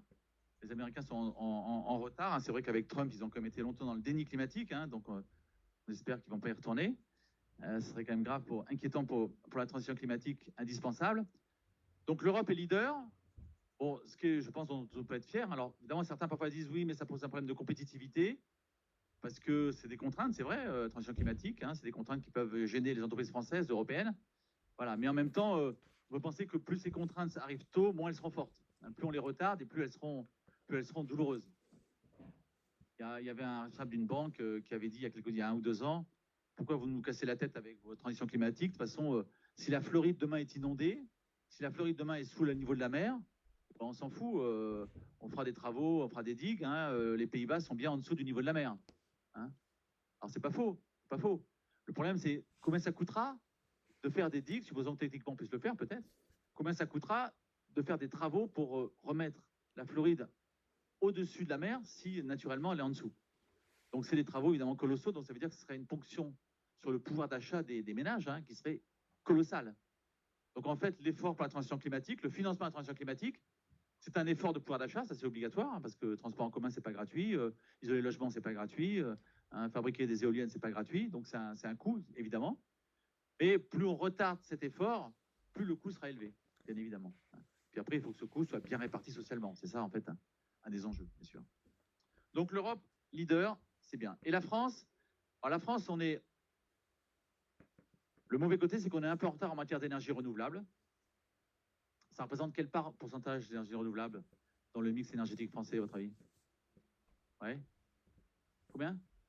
Oh non, quand même, là, vous êtes pessimiste, quand même. Ouais. Plus fort? Plus. Je dis, il y a 60% fossiles, hein, 60% fossiles, puis le reste, donc le reste, il y a quoi? Le reste, il y a le nucléaire et les énergies renouvelables, en gros, quoi. Hein. Donc, en simplifiant, on peut dire qu'il y a 20% nucléaire et 20% énergie renouvelable. Bon, mais 20%, bon, c'est pas assez, et c'est vrai qu'on n'a pas atteint les objectifs qu'on s'était fixés, par exemple, pour 2020, par exemple. Hein. Donc la France est un peu en retard, même si elle a le nucléaire qui compense un peu, mais enfin, un peu en retard. Du bon côté, par contre, de la présentation des résultats français, il y a les émissions d'emprunt, les obligations assimilables du Trésor, les émissions d'emprunt vert. La France était le premier pays du monde, en janvier 2017, à émettre un emprunt vert. Et chaque année, donc, on l'abonde par de nouvelles émissions. Donc aujourd'hui, c'est pratiquement 60 milliards, c'est ça, je crois. Hein, ouais, 59. 60 milliards d'euros qui sont donc émis par l'État et qui sont consacrés donc à des investissements liés à l'environnement. Ça, par contre, évidemment, c'est positif. Alors voilà l'exemple de financement, à quoi servent ces obligations vertes. Ben, si c'est un investisseur privé, c'est une obligation privée, hein, c'est possible, ben, ça peut être pour fabriquer des éoliennes, des énergies, des panneaux solaires ou de l'hydrogène pour le transport. Si c'est un financement public, emprunt public, ben, ça peut être les transports en commun, des pistes cyclables, des parkings. Alors toujours sur l'épargne, donc je disais dans le quiz qu'il y avait une partie de l'épargne qui avait bénéficié d'un label. Il y a des labels qui existent. Le label Finansol, c'est un label social, ça veut dire que si vous placez votre argent sur un produit Finansol, normalement ce produit sert à financer par exemple un logement social. Hein. Label Greenfield à droite, c'est un label vert, donc si vous placez votre argent sur un label Greenfield, normalement il sert par exemple à financer des énergies renouvelables. Et puis label ISR, investissement socialement responsable, ça peut être tout à la fois, social, vert ou responsable, lié à la mixité et à la diversité. Donc ça, c'est des labels qui existent, hein, qui sont réalisés, qui sont élaborés par les ministères compétents, et qu'après, qui concernent donc des placements que vous pouvez choisir. En fait, on estime, hein, c'est la définition, qu'un placement est vert à partir du moment où la finalité du placement est verte. C'est ça, en fait, c'est la finalité qui compte. Hein. Donc, que ça soit une action, une obligation, un emprunt, on s'en fout. Si ça sert à financer un investissement vert, ben on va dire que le financement est vert. Alors, qu'est-ce que ça représente aujourd'hui, ces financements verts ou plus globalement durables? Donc, vert, social ou responsable. Hein. Je prends le total, le global. Donc, c'était la question du quiz. Vous voyez, c'est 773 milliards. C'est les placements qui sont labellisés durables en France aujourd'hui. Alors, il faut toujours donner des ordres de grandeur en économie parce que sinon, ça ne veut rien dire. Donc, si on prend l'ensemble des placements financiers en France, c'est 6 000 milliards d'euros. 6 000 milliards d'euros. Donc, vous voyez qu'on n'est même pas, on est un peu au-dessus, pardon, on est un peu au-dessus des 10%. On est autour de 10%. Donc, aujourd'hui, les placements dits durables en France, ce n'est que 10%, un peu plus, des placements financiers. Donc, c'est quand même pas énorme, même si c'est en forte croissance. Et puis, la difficulté, c'est que ces labels, ils sont malheureusement pas hyper fiables. Vous voyez les limites, j'ai marqué limites là. On a des organismes, hein, l'autorité de contrôle des marchés financiers ou la CPR qui dépend de la Banque de France, qui régulièrement émet des réserves sur ces placements en disant attention, les placements ne sont pas hyper fiables. C'est pas que les indicateurs de ces labels sont mauvais, ils sont bons les indicateurs. Mais c'est que les organismes qui attribuent ces labels ne sont pas suffisamment régulés et contrôlés. Donc c'est ce qu'on appelle, j'ai tous l'expression, greenwashing. Hein, le greenwashing, vous le savez, c'est quoi? C'est l'apparence du vert, mais quand on creuse un peu, c'est pas si vert que ça. Et la bonne illustration du greenwashing, j'espère que vous l'avez tous remarqué aujourd'hui, c'est la tenue. Hein, j'espère que ma chemise verte ne vous a pas échappé quand même. Hein, bon, merci. Donc c'est une chemise, bien sûr, qui dépend du thème de la conférence. Hein. Je change de chemise, bon, une fois toutes les conférences. Donc voilà, donc là, vous voyez, greenwashing, c'est ça. Là, apparemment, je suis vert, mais si j'enlève la chemise, est-ce que je suis vert complètement? Donc voilà, donc là, les enseignants sont un peu inquiets. Ceux qui ont une caméra en plus. Alors, je vous rassure, je m'arrête là. J'ai les chaussettes vertes quand même. Hein. Voilà. Ah oui, chaussettes vertes. Ouais. Voilà. Stop. Donc voilà, c'est ça le greenwashing. Hein. Est-ce que c'est vraiment vert quoi, hein. Alors, sérieusement, donc la Banque de France, on a étudié justement les fonds, les placements qui sont labellisés verts. Et on a regardé si vraiment ils étaient verts. Et on a comparé par rapport aux placements qui n'étaient pas labellisés. Donc vous voyez, alors les placements qui sont labellisés sont en orange, les placements qui ne sont pas labellisés sont en bleu. Et là, on a l'indication de leur niveau d'émission de gaz à effet de serre. Donc normalement, les placements labellisés devraient être à 0, ou en tout cas très proches de 0. On voit que malheureusement, ils sont loin d'être à 0. Et on voit que l'écart entre les labellisés et les non labellisés, heureusement, il existe quand même. Hein, les placements labellisés sont quand même plus vertueux sur le plan de l'environnement, heureusement. Mais on voit que l'écart, il n'est pas énorme. Hein. Il est de l'ordre de 20% à peu près, quoi. Donc ça veut dire qu'on a vraiment un problème de fiabilité des labels aujourd'hui. Et ce qui est évidemment un peu inquiétant, hein, parce que si on veut attirer les épargnants, évidemment, il faut faire un effort sur ces labels. Donc on y travaille, hein, il y a pas mal de travaux en cours. Ça devrait s'améliorer quand même assez rapidement. Alors, on va terminer avec la Banque de France quand même, les banques centrales, qui sont assez intéressées, actives sur ce sujet-là. Vous allez me dire, mais pourquoi ça vous intéresse, la transition climatique, la Banque de France c'est quoi la mission principale d'une banque centrale et de la Banque de France en l'occurrence? La mission principale d'une banque centrale, c'est quoi? Ouais. C'est quoi? Non. Déjà, marché, quel marché? Non, parce que par exemple, le marché financier, c'est l'autorité de marché financier, par exemple, qui règle le marché financier. Alors, on pourrait dire le marché bancaire un peu, mais c'est pas la principale mission, quand même. C'est une mission, mais pas la principale. Ouais. Ça, c'est un moyen, mais c'est pas une finalité. Oui. Ça, c'est un moyen aussi. Quelle est la finalité? Ah, donc j'anticipe. Ouais. Bravo, l'inflation, c'est ça. La mission principale d'une banque centrale, partout dans le monde, c'est la stabilité des prix. Stabilité des prix, c'est ça notre mission principale, d'accord? Alors après, on en a d'autres, hein, c'est sûr, hein, mais c'est la principale, d'accord? Il y a du boulot en ce moment, hein, parce que comme vous savez, l'inflation est à combien l'inflation aujourd'hui en France? Ouais. Combien? Ouais, c'est bien, ouais, autour de 3,5%, bravo. En tendance sur un an. Hein. Donc on était à 7% il y a un an quand même, hein, donc ça va mieux. Mais on est loin encore de la cible. C'est quoi la cible, notre cible? La bonne inflation, c'est quoi? 2. C'est 2%. Pour nous, la bonne inflation, c'est 2%, d'accord? Donc, il y a du boulot, hein, il y a du boulot. Alors, on peut dire quel est le rapport entre l'inflation et la transition climatique? Il y a toujours des rapports en économie, on trouve toujours des rapports, c'est l'avantage. Donc, la transition climatique, ça a un coût, hein, ce qu'on appelle parfois la greenflation, l'inflation verte. Par exemple, il y a des nouvelles normes de construction pour les bâtiments, pour être plus économe en énergie, très bien, et ça a un coût, bien sûr, il n'y a pas de mystère, hein. Ce pas des bénévoles, hein, les gens qui fabriquent des bâtiments. Donc, ça a un coût, donc ça, c'est un exemple, hein. Quand on demande aux industries automobiles de transformer les voitures, de fabriquer des voitures électriques à la place des voitures thermiques, c'est des investissements qui se chiffrent en dizaines de milliards d'euros, hein, les usines, nouvelles usines, hein. Donc tout ça, c'est un coût. Donc en effet, il y a un lien déjà avec l'inflation. Puis d'une manière générale, de toute façon, les banques centrales ont aussi comme autre mission la surveillance des banques et des assurances. Et là, donc, il y a un lien direct des banques et des assurances avec la transition climatique, comme on va le voir tout à l'heure. Alors, donc, les banques centrales s'intéressent à la fois à ce qu'on appelle les risques physiques et les risques de transition. Ça, c'est une dichotomie assez classique quand on parle de risque de transition climatique. Le risque physique, c'est assez simple. Voilà, il y a plus d'inondations. On sait qu'il n'y a pas nécessairement plus de cataclysmes naturels avec le réchauffement climatique, mais par contre, leur intensité et leur fréquence sont plus importantes. Ça c'est acquis, hein, par les savants du GIEC. Donc, il y a plus d'inondations graves. Donc ça, c'est un risque physique. Votre maison, elle est inondée, sa valeur disparaît, ou en tout cas, elle est fortement réduite. Ce qu'on appelle le risque de transition, c'est plus subtil. C'est le fait que, par exemple, on va dans les années qui viennent, taxer, peut-être interdire même à terme, par exemple, les mines de charbon.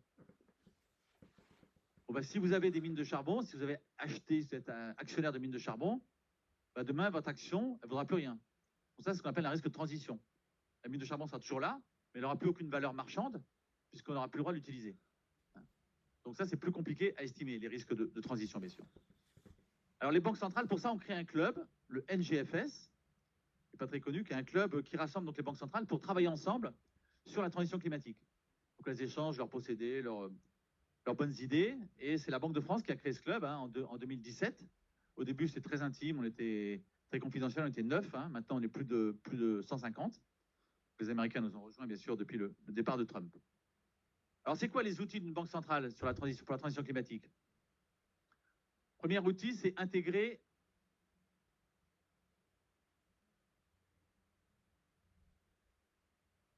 cette transition dans les études.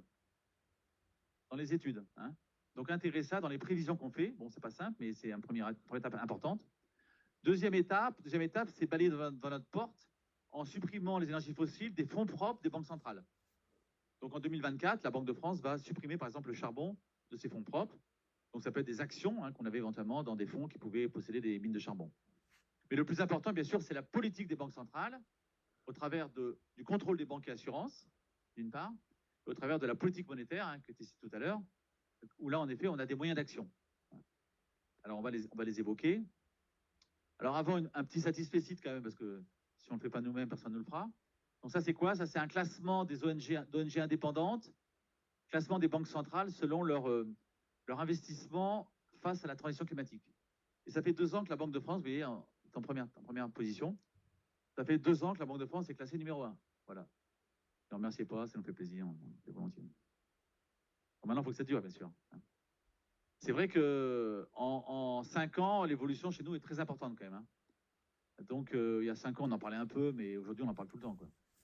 Aujourd'hui, il y a 100 personnes à la Banque de France qui bossent à temps plein sur la transition climatique. 100 personnes, alors qu'il y a 10 ans, il y a peut-être 5 personnes. Alors, la mission importante de contrôle des banques et assurances, qui est une mission des banques centrales, évidemment, est très concernée par la transition climatique. Puisque les banques, elles vont prêter, donc selon ce qu'elles prêtent, hein, elles peuvent favoriser ou pas la transition climatique. Les assurances, elles vont engendrer les coûts du dérèglement climatique, par exemple. Hein. Donc sur les banques, donc ce qu'on a fait avec les banques, c'est quoi? Il y a plusieurs étapes. Première étape, c'est qu'on a fait l'état des lieux, ce qu'on appelle des stress tests. Hein. L'état des lieux, c'est on leur a dit quel est votre degré de dépendance vis-à-vis des énergies fossiles. C'est-à-dire concrètement, quel est le niveau de crédit que vous accordez aux industries pétrolières, gazières, charbon, etc. Et quelles sont éventuellement les actions, les obligations que vous possédez dans le domaine des énergies fossiles. On a fait la même chose pour les assurances. Ce niveau de dépendance, vous voyez, c'est les graphiques de droite, il tourne autour de 10% du bilan des banques et 10% du bilan des assurances. Deuxième rang, vous avez une petite question, là je sens que ça vous démange de parler. Hop, ouais, votre voisine là. Ouais, une petite question? Non? Non, pas de commentaire? Non? N'hésitez pas, hein, si vous avez des questions pour la collectivité, c'est bien.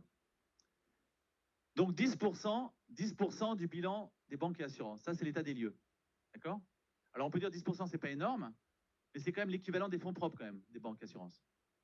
Donc ça veut dire que si demain, vous voyez, on leur disait du jour au lendemain, maintenant vous arrêtez tout contact avec les énergies fossiles, hein, Crédit Lyonnais, LCL, Crédit Mutuel, Banque Populaire, ça vous arrêtez de financer, bon, d'accorder des crédits aux énergies fossiles, vous arrêtez d'avoir des actions, obligations et aux énergies fossiles, elles perdraient 10% de leur bilan, elles perdraient tous leurs fonds propres.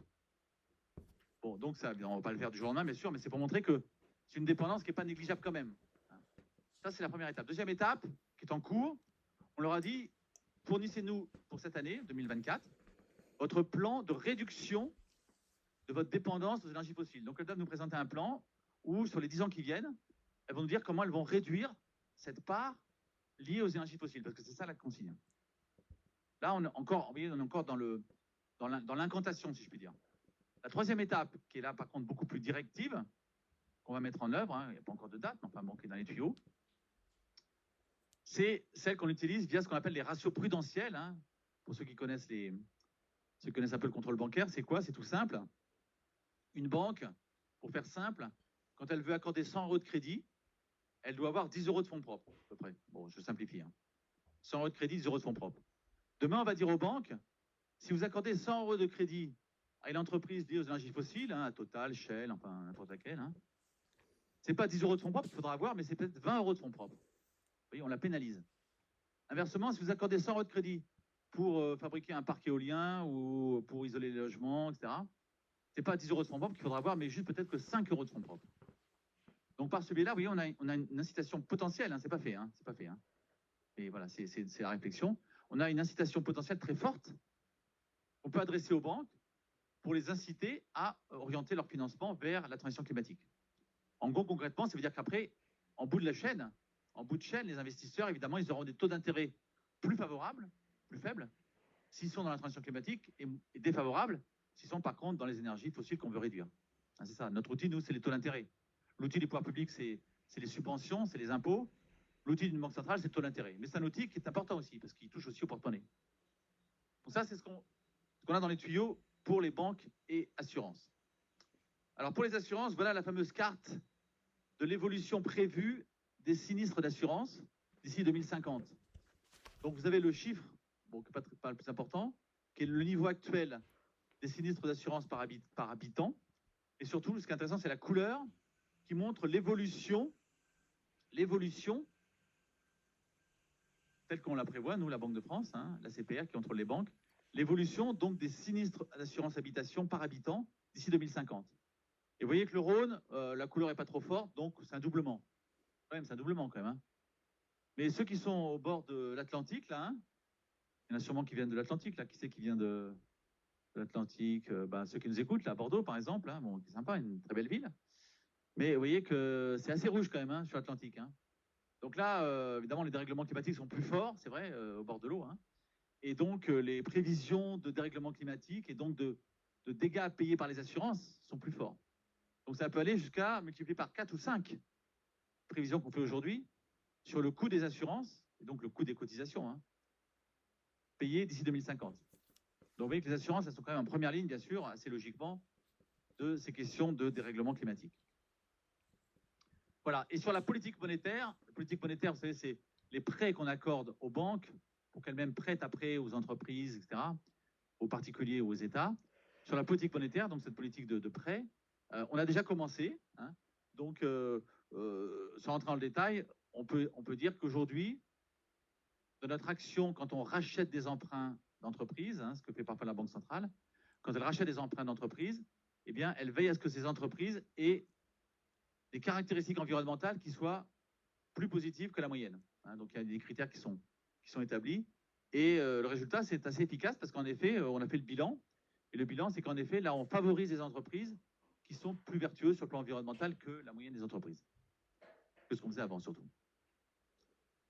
Voilà. Et puis, j'arrive vers la fin. Donc ça, c'est l'information révolutionnaire que j'évoquais avec votre enseignant tout à l'heure. Peut-être que tout ce que je dis pour le moment, vous le saviez. Mais là, ça, pour le moment, vous ne le savez pas encore parce que c'est nouveau. Donc écoutez bien, c'est l'information révolutionnaire de la soirée. C'est l'indicateur climat que prépare la Banque de France.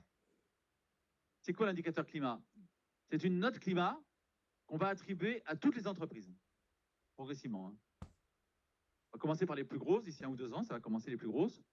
Après, les plus petites, ce sera beaucoup plus tard, bien sûr, hein, ça va être très progressif. Hein.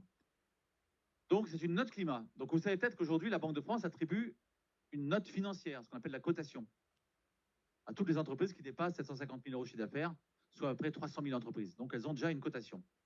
Mes collègues à Confluence, là, il y a une 50aine de personnes qui travaillent là-dessus, attribuer des cotations aux entreprises. C'est une note qui a une influence, bien sûr, sur leurs conditions de crédit. Plus votre note à la Banque de France est meilleure, plus vos taux d'intérêt seront favorables pour vos crédits. Hein, donc, ça a bien sûr une conséquence sur la vie de l'entreprise, c'est important. Hein. Parfois, on a des pressions. Hein, et, moi, j'ai longtemps été, je ne me suis pas présenté, mais j'ai longtemps été directeur de Banque de France, de succursale. Hein. J'étais au début en région parisienne, après j'étais à Nîmes, pays de la Feria. Il n'y a pas des gens de Nîmes, là? Non? Non? Ah, bien. Vous allez à la Feria, j'espère. Hein? Quoi? Hey, peut-être on se croisera à la Feria, là. Et puis Reims, après j'étais à Reims, au pays du Champagne. Il n'y a pas des gens de Reims, là? Non, des amateurs de champagne, non? Alors, je n'ai pas amené mon sabre parce que je suis chevalier de la confrérie du sabre d'or. Donc, si vous aviez une bouteille de champagne et un sabre, j'aurais pu vous faire une démonstration de sabrage. Hein. Ça pour la prochaine fois. Donc, le rapport avec le sujet, quand même, c'est que quand j'étais à Reims, justement, directeur à Reims, entreprise du champagne, une fois, j'ai eu une pression, une tentative de pression, une entreprise de champagne qui n'était pas contente de sa note à la Banque de France. Bon, elle a le droit, hein. Elle a le droit de pas être content. Donc, elle a essayé de faire intervenir un ministre, voilà, une relation haut placée. Donc, c'est revenu par le préfet qui m'a appelé, de ça. Donc, nous, on a rencontré bien sûr l'entreprise pour discuter. On est toujours bien sûr disponible pour discuter et échanger, ça va de soi. Et on a dit, moi j'ai dit à l'entreprise, si vous avez des informations objectives à nous apporter qu'on n'a pas, ça peut arriver, hein, on modifiera votre cotation. Si ce n'est pas le cas, la cotation, elle restera telle qu'elle. En l'occurrence, la cotation n'a pas bougé parce qu'on n'a pas eu d'informations suffisamment intéressantes pour améliorer la note de l'entreprise. Donc ça pour dire que aujourd'hui, déjà, la note de la Banque de France, mais la cotation, c'est quand même assez sensible. Hein. C'est important. On va rajouter cette note climat. Note climat, donc il sera attribué à l'entreprise, donc bien sûr l'entreprise en aura connaissance, et puis comme la cotation financière, ce sera une information du système financier. Donc le but, c'est pareil, le but c'est que cette note climat ait une incidence bien sûr sur les conditions de taux d'intérêt, conditions de crédit de l'entreprise. Plus la note climat sera bonne, bien sûr, plus l'entreprise aura de bons taux d'intérêt, enfin ce ne sera pas le seul élément, hein, il y aura la note financière aussi, hein, mais il y aura des taux d'intérêt plus favorables, et au contraire, si le climat n'est pas favorable, évidemment, elle sera pénalisée sur le plan de ses conditions de financement. Alors la question, c'est comment on va calculer cette note climat. Donc c'est un énorme travail, et on a des collègues à Lyon qui travaillent dessus, hein, on a une petite équipe nationale, dont quelques personnes de Lyon. Donc il y a plusieurs éléments, dont le risque de transition que j'ai évoqué là. Il n'y a pas que ça, hein, mais je ne vais pas détailler le processus qui est encore en cours de construction. Donc qu'est-ce qu'on va calculer? Qu'est-ce qu'on va regarder? Pour chaque secteur d'activité, l'ADEME, hein, l'organisme public chargé de la transition climatique, l'ADEME a calculé une évolution nécessaire des gaz à effet de serre du secteur d'activité d'ici 2050 pour arriver à 0 en 2050. C'est ce qu'on appelle la cible sectorielle, vous voyez. Ça, c'est l'évolution nécessaire du secteur d'activité pour arriver à l'objectif 0 2050. Donc ça, on le connaît aujourd'hui, pour chaque secteur. OK? Nous, on va calculer l'évolution de l'entreprise, la trajectoire individuelle de l'entreprise, telle qu'elle résulte de tout ce qu'elle a prévu comme investissement, comme mesure. Hein. Ce n'est pas uniquement, oui, je pense, ça va évoluer comme ça. Hein. Ce sera bien sûr très rigoureux comme analyse. Et on va comparer donc la trajectoire nécessaire du secteur d'activité avec la trajectoire prévue de l'entreprise en matière d'évolution des gaz à effet de serre. D'accord? Si l'entreprise est dans les clous, évolue à la même vitesse que son secteur, on va dire bonne note climat. Si elle évolue mieux que le secteur, peut-être, il y en aura sûrement, hein, très bonne note climat. Si elle évolue moins bien que le secteur, il y en aura sûrement malheureusement moins bonne note climat. D'accord? Donc ça, moi je crois beaucoup à cet indicateur, parce que je pense, alors après ça c'est perso, hein, ça c'est personnel comme avis, ce que je vais dire, je pense que après, par un souci de transparence, ça peut avoir un effet un peu de boule de neige vis-à-vis de l'opinion publique, vis-à-vis des citoyens. Aujourd'hui, quand je rencontre des élus qui sont sensibles aux questions environnementales, ce qui est le cas de la plupart quand même, ils me disent vivement que votre indicateur climat sorte parce que nous, on l'intégrera dans nos appels d'offres. sera pas le seul élément, bien sûr. Hein. Il y a la technique, il y a le coût, bien sûr. Mais ce sera un élément. Ça veut dire qu'à qualité égale, bah, deux entreprises pour un appel d'offres, on prendra celle qui a le meilleur indicateur climat. OK? Et après, ce que j'espère, c'est que les associations de consommateurs, les clubs de consommateurs, vont s'emparer de cet indicateur climat et vont réclamer aux entreprises de l'afficher. Pourquoi pas, hein? Un peu comme aujourd'hui, vous avez le Nutri-Score, par exemple, vous voyez. Donc j'espère que vous, hein, les jeunes générations, vous allez dire aux entreprises, ben, quel est votre indicateur climat? Alors, elles ne sont pas obligées de l'afficher, hein. C'est elles qui décident. Hein. Si elles ne l'affichent pas, on peut se poser des questions quand même. Hein. Donc ce que j'espère, c'est que par ce biais de la transparence, qui peut-être aura lieu, si les consommateurs le souhaitent, hein, eh bien, il y aura une pression importante pour accélérer les évolutions de la part des entreprises. Voilà, donc moi, peut-être que je suis optimiste, hein, on verra, mais je crois beaucoup à cet indicateur climat qui aura l'image de la Banque de France, c'est-à-dire quand même l'expertise, je pense, et la neutralité, très important ça. Nous, on roule pour personne. Hein. Donc voilà, on a une mission de service public et on fait notre boulot sérieusement, j'espère. Hein. Voilà. Donc, indicateur climat, souvenez-vous-en, c'est la petite révolution que l'on vous annonce. Et bien sûr, globalement, hein, pour terminer, les banques commerciales, elles doivent participer à cet effort. On va les y inciter par les mesures que j'ai évoquées.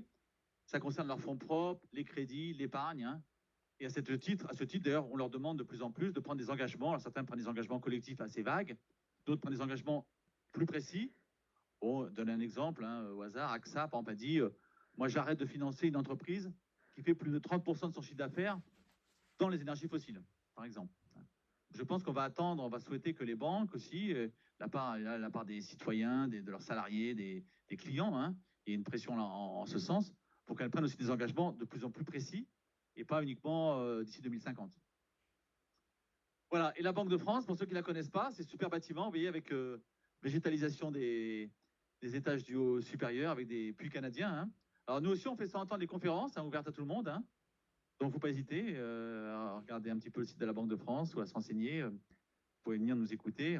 Puis en plus, quand c'est l'été, parfois, on fait un petit cocktail sur les terrasses extérieures qui sont assez géniales. Ça, c'est l'argument fort, ça. Et pour les courageux, voilà un bouquin que vous pouvez lire qui s'appelle Finance verte. On approche de la fin. Finance verte, et réalisé par un collègue de la Banque de France qui est assez ardu, mais qui est très intéressant. Voilà, et puis pour terminer, donc si vous n'avez pas encore prévu votre soirée, outre le fait que vous avez calculé votre empreinte carbone ce soir, bien sûr, tous, vous pouvez aller sur le site de la Banque de France, qui est un site d'information, il y a plein d'informations gratuites, pas chères, gratuites, pas chères du tout, et pédagogiques, hein, sur notamment ces questions de l'environnement. Donc voilà, donc si vous n'avez pas encore prévu votre soirée, vous passez une soirée d'enfer sur le site de la Banque de France. Et nous avons encore 10 minutes pour éventuellement des questions. Merci de votre attention.